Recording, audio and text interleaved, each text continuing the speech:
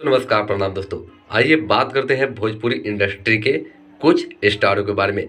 आपको बता दें कि हाल ही में अनुपमा यादव का जो है एक बहुत ही ज़बरदस्त जो है कि स्टेज प्रोग्राम हो रहा था, जहां पर जो है अनुपमा यादव और कल्लू जी जो है प्रोग्राम कर रहे थे।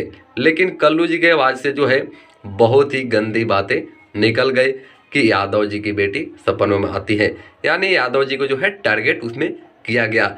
लेकिन आपको बता दें कि यहीं पर अगर खेसारी लाल यादव होते तो खेसारी लाल यादव के बारे में जो है बहुत सारे जो है स्टार आते और बोलते कि ये गलत बोले वो गलत बोले।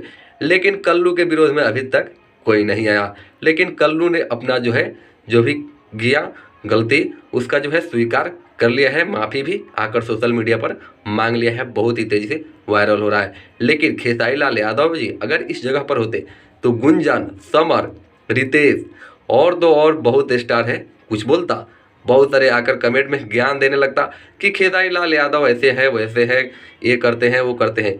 लेकिन इन सभी को सोचना चाहिए कि खेसारी लाल यादव जहाँ गलती करते हैं वहाँ हम लोग बोलते हैं, तो आखिर कल्लू के विरोध में क्यों नहीं बोले। लेकिन आप इससे ही समझ सकते हैं कि खेसारी लाल यादव को जो है अलग कर दिया गया है इंडस्ट्री से, यानी दरकिनारा कर दिया गया है। और कल्लू जो है यानी ये सब जो है एक टीम बना कर रखे हैं, खेसारी लाल यादव को जो है नहीं चलने देंगे। लेकिन ऐसी कोई बात नहीं है, खेसारी लाल यादव के फैन ही काफ़ी है। तो आप अपने कमेंट में ज़रूर प्रतिक्रिया दें कि आखिर वहाँ पर खेसारी लाल यादव होते तो खेसारी लाल यादव के साथ क्या होता। तो चलिए मिलते हैं अगली वीडियो में, तब तक के लिए जय भोजपुरी, जय बिहार।